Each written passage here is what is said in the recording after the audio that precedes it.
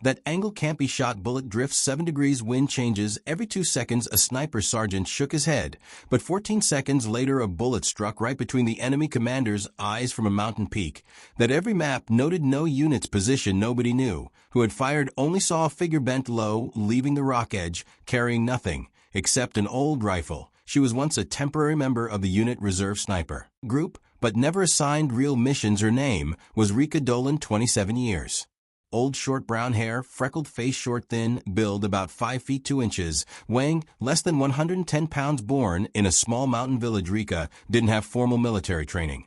But she had something many people didn't: real experience living with wind, distance, and timing. From age 15, she had hunted with old rifles in the northern mountains with the longest recorded distance, 1,900 meters. When she joined the forces, people called her amateur sniper, farm girl, shooter. She never argued back. She just carried an M40A5 rifle repainted with mud and a notebook filled with wind symbols during exercises. She usually didn't compete, just sat observing, but professional snipers had witnessed her shooting through 3 layers of crosswind during testing, hitting center target, though no one officially recorded it. Because Rika wasn't on the standard evaluation list, they said you don't meet height standards, haven't passed official qualification. When there was a mission for border support shooting, she volunteered for Ridge 12, an empty mountain area. Nobody wanted. The commander said that Ridge has swirling winds. Nobody can shoot from there. Just go practice. She nodded. The military culture was rigid about qualifications, official training, documented scores, measured physical standards. Rika's unconventional background didn't fit these requirements. Her mountain hunting experience wasn't recognized as legitimate training. Her small stature and quiet demeanor made others dismiss her capabilities before seeing them demonstrated. But she understood something that formal training often missed: every environment had its own personality, its own rhythm. Ridge 12 wasn't impossible to shoot from. It was just misunderstood. The swirling winds weren't chaos. They were patterns that could be read by someone who had spent years learning to listen to natural forces. Her notebook contained observations that no textbook taught: wind behavior at different times of day, pressure changes before weather shifts, how terrain features affected air currents. She had been preparing for an opportunity to prove that understanding nature could be more valuable than following regulations. 3 days later, the SEAL team was ambushed in the valley. No sniper had the right angle for support. A sergeant calculated and declared that shooting angle isn't feasible. 7-degree drift, constantly changing pressure. Nobody could hit that. 14 seconds later, a bullet flew from Ridge 12 straight through a rock gap, striking right between the enemy commander's eyes. The entire enemy front line froze. WAVs detected no one at Ridge 12, but in the distance there was a small figure bent low, carrying a rifle, slowly withdrawing. Have you ever seen someone underestimated who then silenced everyone? Comment: so unfair. A commanding officer recalled: I once crossed her name off the support team, but that day the bullet from Ridge 12 kept my entire team alive, and nobody else except her could have made that shot. After the shot, the SEAL team commander requested personnel map verification. No one stationed at Ridge 12. The system confirmed a drone was sent to observe on Ridge 12's peak. No camp, no radio, no large heat source. But in a rock corner, there was an old cloth wrapped around a low tree trunk, the kind of wind marker used by mountain shooters. And behind a rock formation was a worn sitting hollow with hand scrapes and small boot prints. A veteran marksman exclaimed, this sitting style, not regular military. This is wild hunter shooting technique. A logistics officer remembered Rika used to sit like that during test firing 3 months ago. I once teased sitting like a bushwhacker. But nobody was laughing anymore. 3 days later, an enemy firepower analysis reports they discovered about 6 firefights interrupted suddenly, each time with one bullet, single shot piercing exactly through target hearts. No signs of artillery support. Every bullet originated from high positions, but didn't match any authorized units. A SEAL radio operator asked the commander, is she still in the team? The answer was silence. But that night at Ridge 12, a soldier quietly left a pack of rations beside the rocks. When he returned, the pack had disappeared. Along with it was a bullet with marker tag, hand-carved, Win 7.5, left push. I still see you. The implications were staggering. Someone was providing unauthorized support, operating independently yet perfectly coordinated with official missions. The ballistics analysis revealed expertise that exceeded Standard military training, each shot demonstrated understanding of advanced physics, environmental factors, and tactical timing, but most remarkably, the shooting pattern showed someone who was watching over friendly forces without official orders or communication. Whoever was doing this possessed capabilities that military institutions had failed to recognize. The psychological profile was unprecedented. Someone who had been rejected by the system was continuing to serve the system. Her motivation transcended official recognition or career advancement. She was operating based on principles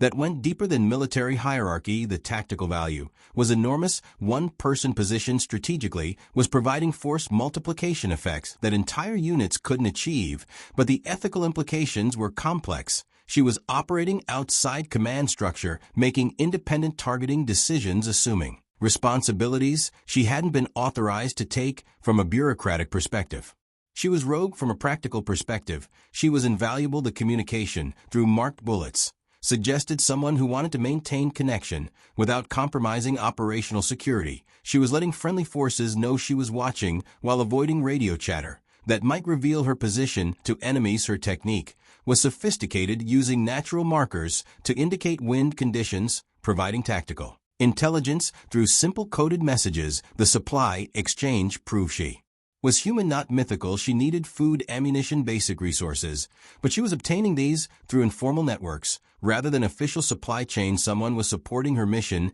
even though the mission didn't officially exist. Her impact on morale was significant. Knowing that someone was providing overwatch, even when official support wasn't available, gave ground troops confidence to operate in dangerous areas, but it also created dependence on unauthorized support that could disappear at any moment. The strategic question became, how does a military organization integrate capabilities that exist outside its formal structure? Rika represented a type of warfare that bureaucracy couldn't classify, but battlefield effectiveness couldn't ignore. Her presence was changing how everyone thought about the relationship between rules and results. During internal reporting, a tactical expert compared bullet trajectories from various raids. All matched one pattern. Wait 4 seconds for wind stability. Shoot at low angle. Use gravity to counter drift. This isn't military technique. This is artistry. They began following the trail. At a northern high point, they found a thin notebook tied with parachute cord recording wind symbols in private code. The decoder discovered these were childhood codes, the kind self-taught people create. Rika had used this type for note-taking, but no one had ever been able to read them. A veteran told them, she once told me, wind is a living thing. It talks if you don't shout too loud back. Then I thought she was crazy. Now I think she was right. Rika hadn't been expelled, hadn't been removed from the force. She had left voluntarily because she didn't need to belong anywhere to do what she believed was right. She didn't listen to radio, didn't request orders. But when the team needed, she still pulled the trigger. And a commander who had once dismissed her wrote a line in his combat diary. Her name is no longer on the roster, but I will tell every future generation that bullets saved the entire team, and the shooter we once called not up to standard. The revelation transformed everything everyone thought they understood about military effectiveness. Rika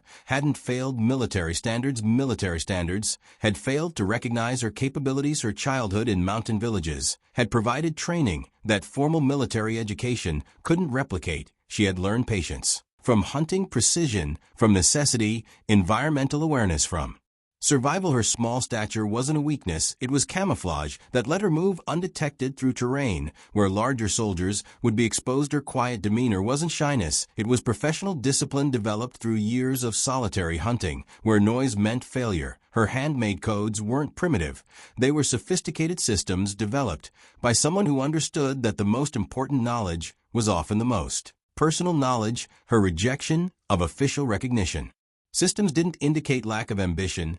It indicated understanding that effectiveness mattered more than status. She had chosen to serve based on results rather than recognition. Her unofficial operations weren't insubordination. They were dedication to mission success that transcended bureaucratic limitations. She was operating according to principles that prioritized saving lives over following procedures. The analysis of her shooting locations revealed tactical genius. Each position provided optimal coverage for multiple scenarios while maintaining escape routes and supply access. She wasn't just making lucky shots, she was executing comprehensive battlefield strategy from positions that formal military doctrine considered unusable. Her success rate exceeded that of officially trained snipers, because she was operating according to natural laws rather than institutional rules. But most importantly, her commitment was absolute. She had continued serving even after being dismissed, even without official support, even when no one acknowledged her contributions. Her loyalty was to the mission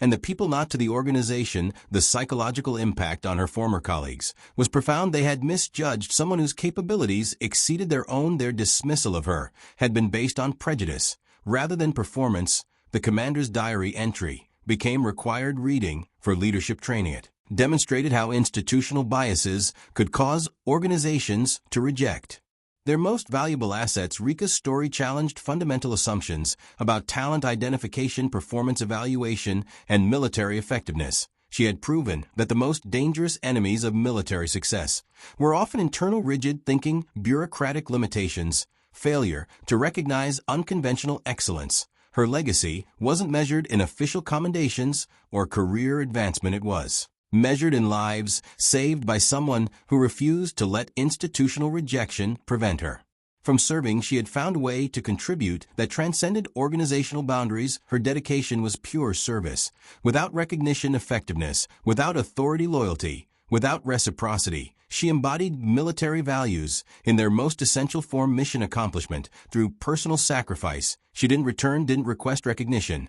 But at Ridge 12, someone began hanging a small white cloth flying in the wind every week. People would stop by leaving ammunition boxes or a letter. Nobody saw anyone come, but sometimes a young soldier would leave a handwritten notebook. "You're not a medal, you're the last breath that kept us alive. And if I survive, I'll tell the story. Don't need you to appear, just need people to know you were there." Ridge 12 Peak was nicknamed within the unit Hill of the Unauthorized Shot, but nobody complained, because without that shot no one would have returned home. The cultural transformation was immediate and lasting. Military personnel began questioning the relationship between official qualifications and actual effectiveness. Rika's story spread through informal networks, challenging assumptions about talent recognition and performance evaluation. Her actions demonstrated that sometimes the most valuable contributions came from people who didn't fit institutional molds. Training programs began incorporating lessons about environmental awareness,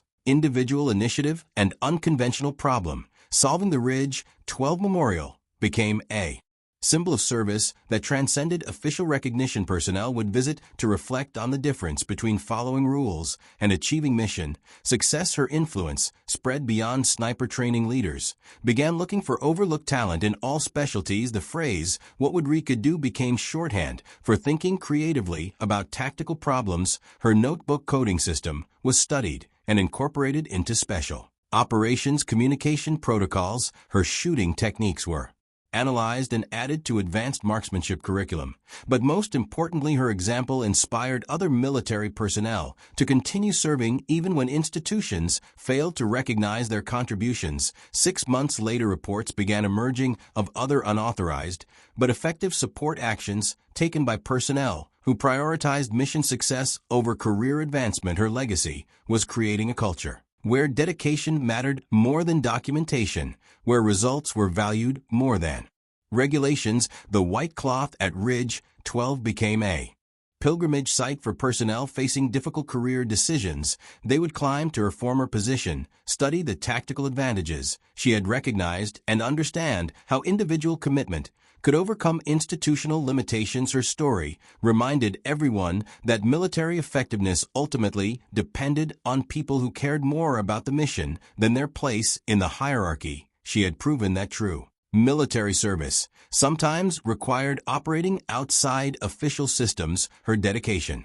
was measured not in commendations received, but in lives preserved through unauthorized action. She's not listed on achievement records, not on the sniper roster, but the bullet from Ridge 12 kept 16 people alive. Rika didn't need to prove anything. She just did what her heart told her to do. Maybe someone was once underestimated for not fitting the mold, but sometimes they're the ones holding something that no theory can replace: heart, wind, and one trigger pull at exactly the right moment. The greatest Military service happens when nobody is giving orders. The most important shots are fired by people who understand that saving lives matters more than following procedures. Rika taught us that effectiveness transcends authority, that dedication doesn't require recognition, and that sometimes the most valuable people are the ones institutions overlook. Her story reminds us that true capability often exists outside official systems, that natural talent can exceed formal training, and that the most important service is performed by people who serve because they choose to, not